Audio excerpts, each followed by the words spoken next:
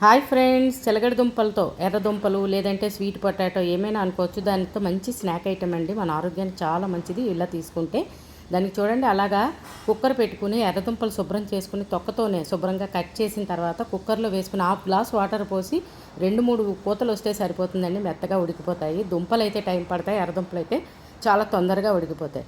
దానికి చూడండి, అలాగా మళ్ళీ పాన్ పెట్టుకుని కొద్దిగా బెల్లం, కొద్దిగా వాటర్, అలాగే ఇలాచి యాడ్ చేసుకుని ఉడికించిన దుంపల్ని అందులో కలుపుకుంటే చాలా బాగుంటాయండి. దీనికి ఏంటంటే జస్ట్ బెల్లం కరిగి ఒక్క స్ట్రింగ్ వస్తే సరిపోతుంది.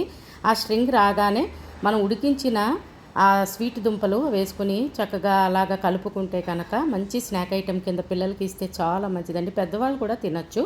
లేదు కదా, కొంచెం డయాబెటిక్ ఉన్నవాళ్ళు ఆ షుగర్ మన జాగరీ అవాయిడ్ చేసి దాంట్లోకి మనం చూడండి, ఇందాకలా ఉడికించిన దుంపలు ఉన్నాయి కదా, అవి అలాగే తీసుకున్నా కూడా మన ఆరోగ్యానికి చాలా మంచిది.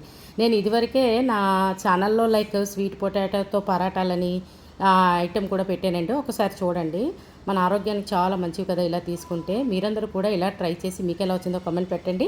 అలాగే నా ఛానల్ కనుక సబ్స్క్రైబ్ చేసుకోకపోతే సబ్స్క్రైబ్ చేసుకోండి. ఒకవేళ చేసుకున్నట్టయితే కనుక మీ ఫ్రెండ్స్తో, రిలేటివ్స్తో షేర్ చేయండి ప్లీజ్.